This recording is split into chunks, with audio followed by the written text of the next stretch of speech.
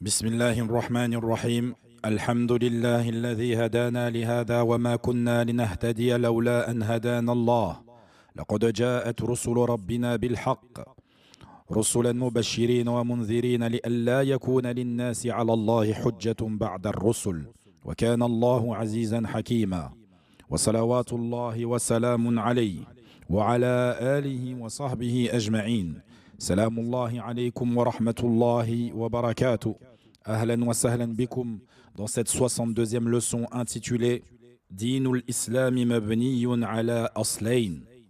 La religion de l'islam repose sur deux bases.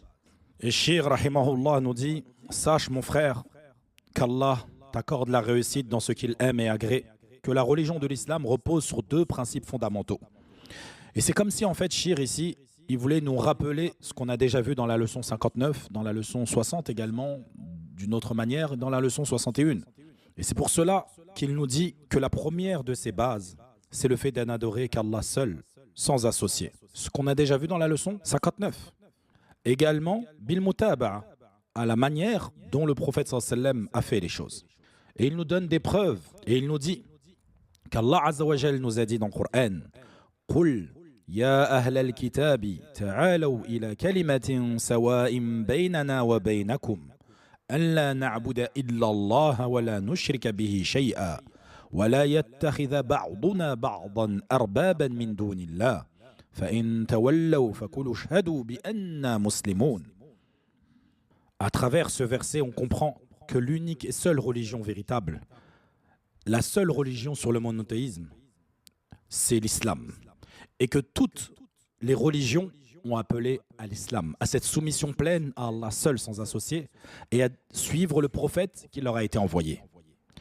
Car ici, lorsqu'Allah Azza wa Jal il dit au messager d'Allah, dit aux gens du livre, venez à une parole commune, vous chrétiens, vous juifs, qui n'êtes plus sur le monothéisme pur, qui êtes des associateurs, venez à une parole commune entre nous et vous. Quelle est cette parole commune? Que nous n'adorions qu'Allah, sans rien lui associer. Et la législation qui est venue abroger toutes les précédentes, c'est la législation de l'islam.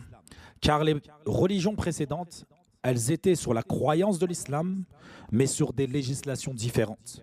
Il y avait la législation de la Torah, il y a eu la législation de l'évangile, et maintenant il y a la législation de l'islam, qui est en corrélation, en accord avec la croyance de l'islam. La croyance de l'islam, tous les prophètes ont appelé à cette croyance. C'est le fait d'adorer Allah seul sans associé. Et la législation était différente pour chacun d'entre eux. C'est pour cela qu'il y a des choses qui nous sont interdites aujourd'hui alors qu'elles étaient peut-être autorisées dans les religions qui ont précédé. Et des choses qui étaient interdites dans les religions précédentes qui sont autorisées dans notre religion. Exemple à cela, le divorce. Chez les chrétiens, il est interdit de divorcer. C'est d'ailleurs pour cela qu'il y a des homicides, des assassinats entre mari et femme, car ils n'ont pas droit de se séparer si ce n'est par la mort. Seule la mort nous sépare, comme ils disent dans leur vœu de mariage. Alors qu'en islam, cela est détesté, mais cela également a été autorisé en cas de nécessité. Et parmi les preuves que Allah a abrogé les législations qui ont précédé le Coran, Allah Azza wa Jal il dit وَأَنزَلْنَا إِلَيْكَ الْكِتَابَ بِالْحَقِّ مُصَدِّقًا لِمَا بَيْنَ يَدَيْهِ مِنَ الْكِتَابِ مُهَيْمِنًا عَلَيْهِ فَاحْكُمْ بَيْنَهُمْ بِمَا أَنزَلَ اللَّهُ وَلَا تَتَّبِعْ أَهْوَاءَهُمْ عَمَّا جَاءَكَ مِنَ الْحَقِّ لِكُلِّ جَعَلْنَا مِنْكُمْ شِرْعَةً وَمِنْهَاجًا وَلَوْ شَاءَ اللَّهُ لَجَعَلَكُمْ أُمَّةً وَاحِدَةً ولكن ليبلوكم فيما آتاكم. Naam, ceci est une preuve claire et explicite. Également, Shir, lorsqu'il parle de base, c'est pour nous faire comprendre que toute ta religion repose sur cette base-là. La première, c'est la sincérité, le fait de n'adorer qu'Allah seul sans associé. Et qu'est-ce que c'est? Il nous donne une preuve. Comment et à quoi on appelle? Et il nous dit, Allahu tabaraka wa ta'ala, parmi les preuves du Coran, وَقَضَى رَبُّكَ أَلَّا تَعْبُدُوا إِلَّا إِيَّاهُ Et ton Seigneur a décrété de n'adorer que lui. Donc si ta base n'est pas solide, n'est pas structurée, si ta base est bancale, s'il manque une de tes bases, alors ta religiosité est bancale et mauvaise. Et on ne parle pas de religion, mais toi, ta mise en pratique de cette religion est mauvaise. Allahumma musta'an. Également, subhanallah, parmi les choses qui me viennent, c'est certains prédicateurs ou gens de la masse musulmans qui, parfois, subhanallah, ils vont immensifier des péchés alors que le péché du shirk, de l'association faite à Allah, ça leur fait ni chaud ni froid. Ça leur passe au-dessus de la tête. Ils n'y prêtent même pas attention. Mais quand c'est pour parler des gouverneurs et des actes qu'ils font et des manquements qu'ils ont, comme si ça devait être des extraterrestres et qu'ils n'avaient pas droit à l'erreur. Au lieu de se préoccuper de ce qui est face à eux, de ce qu'ils voient tous les jours, de ce qu'ils font eux-mêmes, parce que beaucoup de musulmans tombent dans du shirk, et cela ne leur fait ni chaud ni froid. Alors qu'il y a Ibn Mas'ud, radiallahu anhu, et il dit au prophète sallallahu alayhi wa sallam, quel est le péché, l'injustice la plus grande? Et le prophète sallallahu alayhi wa sallam, il dit, An taj'ala lillahi niddan wa huwa khalaqak, que tu donnes un associé à Allah alors que c'est lui qui t'a créé. Et ces mêmes gens-là, ils vont te dire, oui, tu as droit d'aller souhaiter bonne année, joyeux Noël aux mécréants, tu as droit de célébrer avec eux, et que c'est un lien de fraternité qui nous unit. Subhanallah al-azim. Combien de bêtises sortent de la bouche de ces gens à la minute? Allahumma musta'an, qu'Allah nous en préserve. Parce que wallahi, thumma wallahi, aujourd'hui, si certains d'entre nous arrivent à voir la vérité là où elle se trouve et à la suivre, et de voir le faux là où il se trouve et à s'en écarter, c'est que par la grâce et la volonté d'Allah Azza wa Jal. Lawla Allah Azza wa Jal mahtadayna. Si ce n'avait été Allah, on aurait pu être guidé. Naam, on a cette prétention de suivre la vérité, d'être guidé par Allah Azza wa Jal. An-Nabi sallallahu alayhi wa sallam nous a informé, comme il nous dit, لا يزال طائفة من أمتي ظاهرين حتى يأتيهم أمر الله وهم ظاهرين على ماذا؟ على الحق. وصدق رسول الله صلى الله عليه وسلم في أقواله وأعماله. Donc il nous a dit clairement, jusqu'à la fin des temps, il y aura toujours une partie de sa communauté qui sera sur la vérité. Et par Allah, avec le peu de jugeote qu'on a, il est impensable, inconcevable de se dire, le prophète sallallahu alayhi wa sallam nous a enseigné toutes choses, comment on se comporte dans nos toilettes, comment on doit être avec nos femmes, avec nos enfants, et il aurait oublié, ou il n'aurait pas pris la peine de nous expliquer comment on doit se comporter avec les mécréants, comment on doit se comporter avant tout avec Allah Azza wa Jal. Quel est le droit d'Allah Azza wa Jal sur nous? Naam. Après cela, Shir nous donne la deuxième base, qui est le fait de n'adorer Allah qu'avec ceux qu'il a légiférés dans le livre, qui est le Coran, et dans la sunna authentique du prophète sallallahu alayhi wa sallam, et non pas avec des innovations ou encore par la passion. Donc tu ne fais pas les choses parce que tu te sens bien et que tu aspires et que tu ressens les ondes comme certains ou certaines aiment le dire. Là, wallah, tu obéis à Allah et à son messager. Allah Azza wa Jalla, il dit ittabi'u ma unzila ilaykum min rabbikum wa la tattabi'u min dunihi awliya qalilan ma tadhakkarun. Subhanallah, ce verset il est chirurgical. Allah ici, Azza wa Jalla, il dit suivez ce qui vous a été descendu venant de votre Seigneur et ne suivez pas d'autres alliés. Il n'a pas dit et ne suivez pas les shéatines, ne suivez pas les égarés. Là, il dit ne suivez pas d'autres alliés, c'est-à-dire des gens qui sont peut-être en apparence religieux, mais qui appellent à l'association, qui appellent à la dévotion d'autres qu'Allah Azza wa Jal, tels que les soufis. Ils aiment se mettre en transe. Certains d'entre eux, carrément, vont tourner autour des tombes. D'autres vont s'essuyer sur les tombes. D'autres vont invoquer les morts en dehors d'Allah Azza wa Jal. Et ceux-là, dans leur pays, sont considérés comme des awliya, des alliés. Et combien on a vu de gens aller au bled pour aller se faire bénir par le shir ou le marabout du village. Allahumma musta'an. Puis après cela, shir il nous donne une autre preuve. Allah il nous dit وَمَا آتَاكُمُ الرَّسُولُ فَخُذُوهُ وَمَا نَهَاكُمْ عَنْهُ فَانْتَهُوا وَاتَّقُوا اللَّهَ إِنَّ اللَّهَ شَدِيدُ الْعِقَابِ. Et ça, c'est le sens de Ashhadu anna Muhammadan Rasulullah. Et d'ailleurs, avec cette occasion, j'en profite, beaucoup ne savent pas ce que veut dire Ashhadu anna Muhammadan Rasulullah. Quant à la traduction, tout le monde sait. J'atteste que Muhammad est le messager d'Allah. Donc, ma'na Ashhadu anna Muhammadan Rasulullah, huwa arsalahu Allah linnasi kaffatan, bashiran wa nadhira. C'est cela que veut dire j'atteste que Muhammad est le messager d'Allah. Ça veut dire Allah l'a envoyé à l'ensemble de l'humanité comme annonciateur et avertisseur.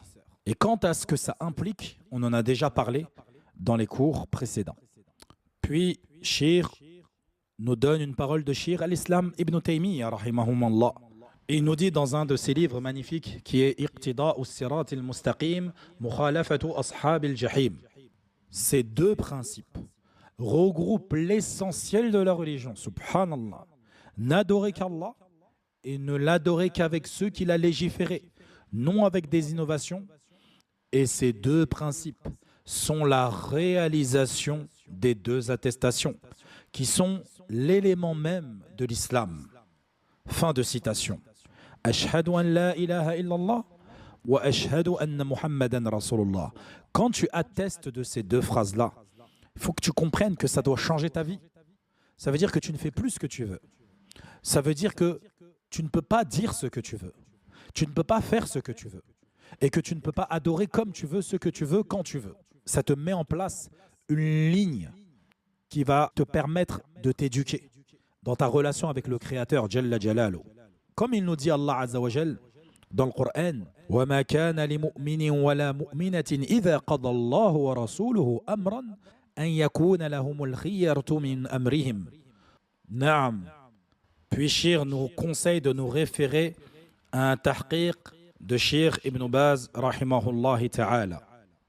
Et pour finir avec ces deux bases, on comprend que le shirk, il diminue ou il annule carrément Ashhadu an la ilaha illallah. Et que l'innovation diminue ou annule Ashhadu anna Muhammadan Rasulullah. Car ces deux attestations sont indissociables. An-Nabi sallallahu alayhi wa sallam, il nous dit Bunya al-Islamu ala khams. L'islam, elle est composée de 5. Et quand il dit de 5, si tu fais le décompte, tu dis Ashhadu an la ilaha illallah wa anna Muhammadan Rasulullah wa iqamu as-salat wa ita'i zakat wa sawm ramadan wa hajj al-bayt. Si tu le décomptes en les séparant tous, tu pourrais penser qu'il y a 6 piliers et non 5. Car le premier de ces piliers, c'est les deux attestations de foi. Souvent, je reprends les gens lorsque je leur demande quel est le premier pilier de l'islam. Certains disent la shahada. La meilleure chose à dire, c'est ash-shahadatan, les deux attestations de foi, car elles sont indissociables l'une de l'autre. Souvent, Shir nous donnait cet exemple sur le fait que ces deux attestations de foi, elles sont indissociables et qu'elles sont venues pour nous réguler. Car, imaginons, comme il nous disait, tu prends un patron de supermarché qui ordonnerait à ses employés de faire certaines choses. Serait-il logique pour cet employeur d'ordonner à ses employés de faire une chose sans leur expliquer comment, par exemple, on tient la caisse, comment on doit exposer les légumes, les fruits, la nourriture? Ce serait impensable. C'est pareil pour l'islam. Ce serait impensable de se dire qu'Allah nous ordonne de l'adorer lui seul sans associé, de suivre le messager d'Allah, et pourtant il se serait abstenu de nous expliquer comment on doit l'adorer et comment on doit suivre le prophète sallallahu alayhi wa sallam. Hada la yu'qal. C'est pas possible qu'on puisse penser de telles choses. Et donc l'innovateur, c'est cette prétention qu'il a. C'est une insulte envers Allah et envers son messager. Et c'est également considérer Allah et son messager comme des menteurs et comme des traîtres. Comment tu peux penser ça de ton Seigneur? Indirectement au final. Quand tu innoves et que tu penses que ton innovation te rapproche d'Allah, implicitement, tu nous fais comprendre que cette chose sur laquelle tu innoves, tu le fais car le prophète a oublié ou Allah a oublié d'informer le prophète. Wallahi ajib. Naam. Allah nous a ordonné de l'adorer. Son ordre, forcément, il doit nous expliquer maintenant comment on t'adore, ya Allah. Il a envoyé un messager bil haqq, en toute vérité. Kama qala Allah azza wa jalla wa ma arsalnaka illa rahmatan lil alamin. Donc de son immense générosité envers nous, il nous a envoyé un messager qui nous a montré la voie, expliqué toutes choses. Et il nous a même mis en garde de se détourner de sa voie. Comme il dit Allah azza wa jalla, فليحذر الذين يخالفون عن أمره أن تصيبهم فتنة أو يصيبهم عذاب أليم. Et nous ne voulons pas suivre la voie des hypocrites qui, en apparence, de leur langue, disent des choses, mais dans leur cœur, c'est l'inverse. Quand il dit Allah, إذا جاءك المنافقون قالوا نشهد إنك لرسول الله والله يعلم إنك لرسوله والله يشهد أن المنافقين لكاذبون. Et ici, les savants, ils ont pris ce verset pour preuve qu'il nous faut impérativement la véracité de Ashhadu an la ilaha illallah. Car ces hypocrites n'étaient pas véridiques dans leurs paroles, dans leur attestation. Fa'ala kulli hal, je pourrais encore m'étaler, mais on va s'arrêter ici pour éviter d'être trop long. Fabarakallahu fikum ala husni istima'ikum wafaqana Allah wa yakum likulli ma yuhibbuhu Allah wa yarda. On rentrera dans une nouvelle leçon dans le cours prochain qui est celui qui ne se suffit pas du Coran et de la Sunna, qu'Allah fasse que rien ne lui suffise. Et ça, c'est une dua. Et ce titre-là que Shir a choisi, il va nous donner des paroles profitables. Et peut-être qu'on rentrera également dans la leçon qui vient juste après. فالمهم نكتفي بهذا القدر اليوم وصلى الله وسلم على نبينا محمد وعلى آله وصحبه وسلم.